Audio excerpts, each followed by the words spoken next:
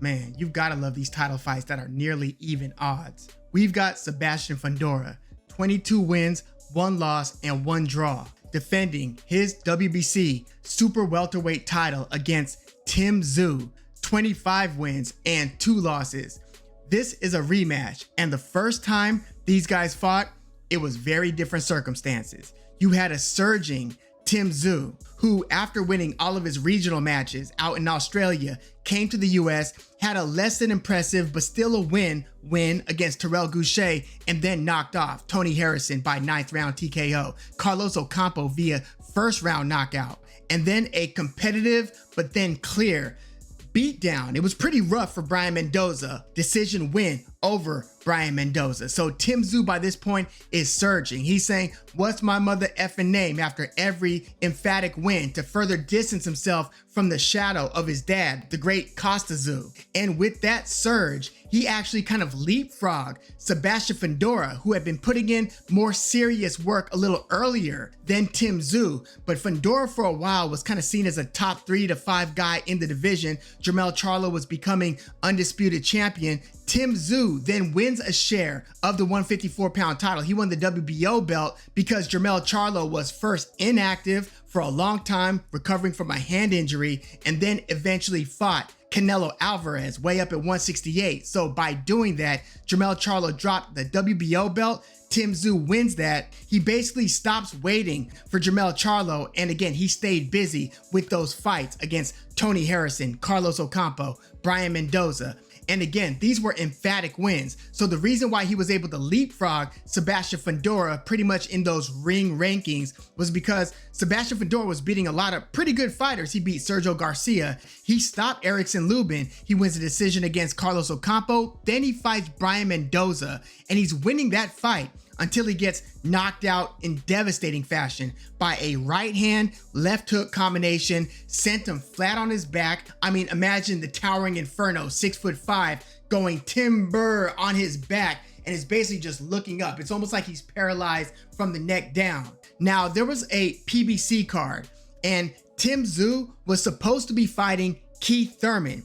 Keith Thurman, like within a couple weeks of the fight, pulls out of the fight due to injury. So Sebastian Fundora, who's lower on that fight card, is supposed to be fighting Sergey Bohachuk, who is then matched up with Brian Mendoza in what was supposed to be Brian Mendoza's comeback fight. It ended up going terribly for Brian Mendoza. This is before Bohachuk would fight Virgil Ortiz. But instead of going Tszyu versus Keith Thurman and Fundora versus Bohachuk, you've got Bohachuk versus Brian Mendoza, and then Sebastian Fundora challenging Tszyu. That was a matchup that we wanted, but we didn't see that coming. So they get in the ring. Tszyu's the WBO champ, and those first 2 rounds are pretty close, pretty damn even. Like, Sebastian Fundora was getting that jab popping. Like, that jab was just out there.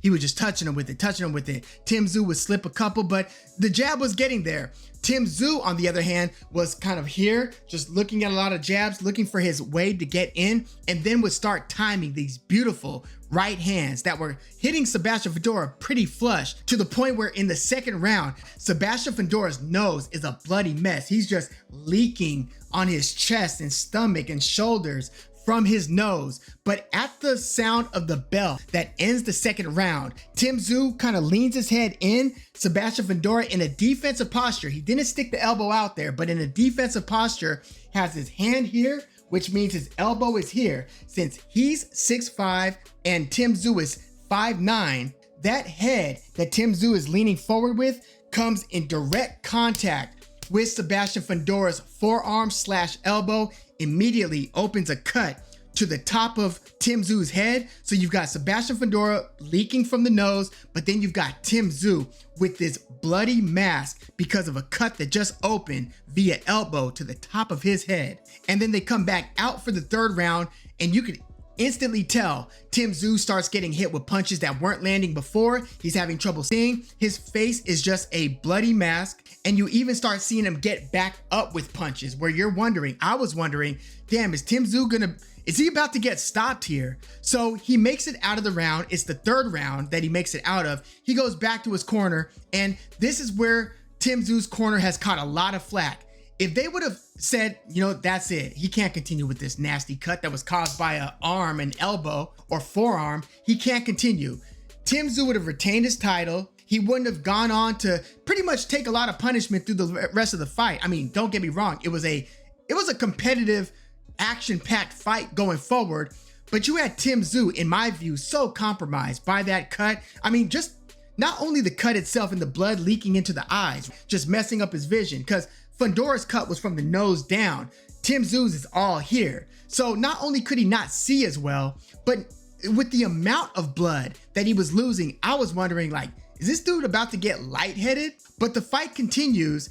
Sebastian Fundora wins a split decision. So that tells you that it was still competitive, a split decision over Tszyu. But if that fight were to have been stopped, if the corner would have intervened and said, no, we're not going to let you get back out there, we're calling this fight, Tszyu would have retained his title, would have kept his undefeated record, probably wouldn't have had to fight Bakram Murtazaliev. Not to say that he wouldn't have, right? Because Tszyu's a warrior, like he's down for whatever. But I feel like that decision for that fight to continue not only gave him that loss, but it just created almost a domino effect where his comeback fight against Bakram Murtazaliev, challenging for Murtazaliev's IBF title, it went disastrously. He got stopped in the third round after getting dropped a few times. Like, he could not get out of the way of Murtazaliev's power punches, whether it was the right hand or the sweeping left hook. Murtazaliev throws these wide, very aggressive and very violent punches, but wide punches. He was catching Tszyu cleanly, and almost every time he caught him cleanly, he would either have him wobbled again or he would have him down again. It was a little like Daniel Dubois versus Anthony Joshua, just in terms of how early the favorite got into trouble and then how often he would remain in trouble until the fight was called. Again, third round TKO. This fight did not go deep, but Tszyu caught a lot of clean punches. He was evidently concussed. You saw his eyes roll back a couple times in that fight. In fact, I'm surprised he got up as many times as he did, but this was a thorough 3-round thrashing of Tszyu at the hands of Murtazaliev. So at this point, it's all bad for Tszyu. He lost his title. He now has 2 losses in a row, one via vicious stoppage. On the other hand, Sebastian Fundora, after what was supposed to be, kind of a crowning achievement, you win at the time, he won 2 belts because the vacant WBC belt was up for grabs in that Tszyu versus Fundora 1 fight. So he's the WBO and WBC champ. He ends up coughing up his WBO title, and he ends up being inactive for the whole year that followed. Like, halfway into that year of inactivity, they were talking about making Sebastian Fundora versus Errol Spence Jr. In fact, when Fundora beat Tszyu, Errol Spence was in the ring to kind of do a face-off and to indicate, yeah, this is what's next. But Errol Spence didn't end up agreeing to the fight by all accounts. I wouldn't be surprised if he never returns to the ring, and I wouldn't be mad either. Great career, unfortunate ending, but it happens. It's boxing. But Sebastian Fundora ends up very inactive, ends up eventually coming back. It's a much lower level opponent, Cordell Booker. He stops him in about 4 rounds. On the other hand, Tszyu's return to the ring was against Joey Spencer, a much lower level fighter who had a previous loss against Jesus Ramos, a really bad loss. Like, you could tell the difference in class between Jesus Ramos and Joey Spencer. Joey Spencer was tough and probably sustained the beating longer than he should have against Ramos, but he had a couple fights and a couple wins since that, lower level. But then Joey Spencer fights Tszyu, and Joey Spencer landed and looked pretty quick early in the fight, but once Tszyu got his power punches going, he stopped Joey Spencer in the 4th round. So that one didn't make it too far. But what I was looking for in that fight, has Tszyu recaptured his essence and his coordination and his durability and his sharpness? I know he's got defensive flaws, and he's had defensive flaws, which are even more exposed against somebody the height of Murtazaliev. But is Tszyu the same Tszyu that entered the ring against Sebastian Fundora? Not the one who left the ring, because, I have questions on whether even that fight did damage. I'm almost certain you would think that that devastating loss to Murtazaliev did, but I'm trying to see how close to prime Tszyu are we dealing with. He's not old age-wise, but those back-to-back losses, like, ugh. And I didn't like that he was getting hit with some clean punches early. He took them pretty well, and he got cooking by the 3rd, 4th round. And once he really got cooking, Joey Spencer had nowhere to run, nowhere to hide. It started looking like the offensive juggernaut that was Tszyu. So as I'm analyzing Sebastian Fundora versus Tszyu 2, we know what Fundora is going to do more or less. I do think that he has an improving jab, and you could see that in the first couple rounds of Fundora versus Tszyu.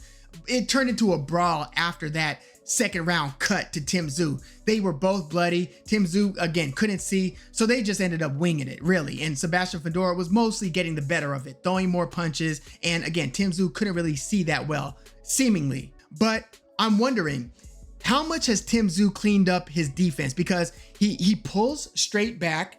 He doesn't move his head a lot. That was very evident in that Murtazalia fight as well. Doesn't have a lot of head movement. But when he was basically the patient hunter who had the opponent kind of on the run, or at least respecting his power and reacting to his feints, because before those losses, I was looking at Tszyu as like a poor man's Canelo Alvarez. Like, not exactly Canelo, but approximating it with the economy of movement, right? He's not wasting a ton of punches. He's very economical, throwing punches that matter, and also doing enough feints, psychologically intimidating his opponent with some of those feints as well. And his style of kind of high guard, or even when he's here, kind of pulling out of range and then kind of stepping in, threatening to throw punches, going to the body viciously, then going up top viciously. But defensively, he does have some questions to answer. And with the guy with the volume of Sebastian Fundora, you just wonder if Tszyu is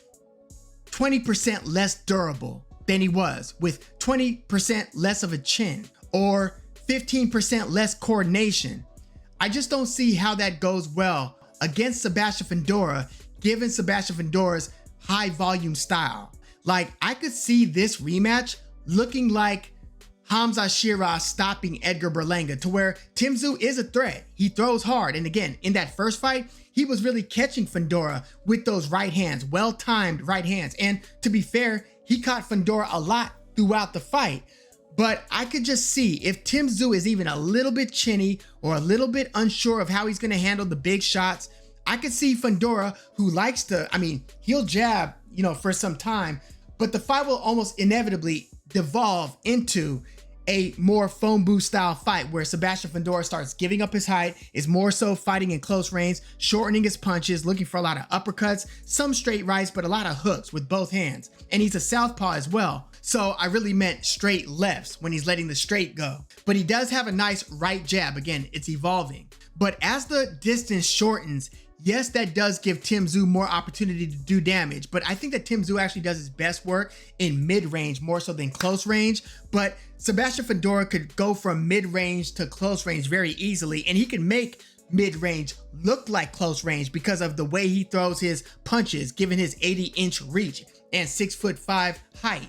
I could see him shortening those punches and boom, boom, boom, boom, quickly putting Tszyu out at any point of the fight once Tszyu gets a little bit hurt. So I wonder what Tszyu's durability is like at this stage after those two losses. But I will also say that I think Tszyu has better than a puncher's chance. This isn't like a feast or famine thing for Tszyu. Tszyu can win this one via decision. I actually think that both guys could win this via decision or via stoppage. Tszyu is really the better boxer, but style-wise, with Fundora just flicking that jab out there, keeping Tszyu occupied, I think that that jab is going to be even more of a problem given Tszyu's recent history, because I think he was fearless before.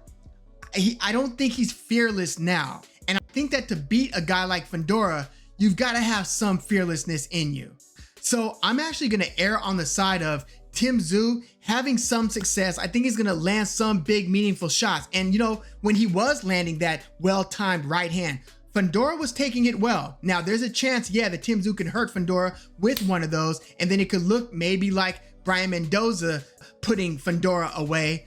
But I think that Fundora has Mendoza fight aside, has a pretty good chin. Now, he's also been dropped by Erickson Lubin. That one turned into a brawl, or actually just a very action-packed fight, but he ended up stopping Erickson Lubin. So Fundora, even if he gets hurt, if he doesn't get stopped, he's still going to be in there throwing some dangerous punches.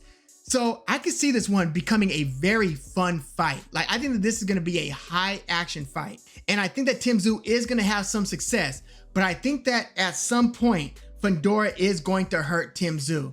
And the question is, once Tszyu starts getting hurt, does he start backing off or does he keep on coming in? And if he keeps on coming in, does he get more damaged?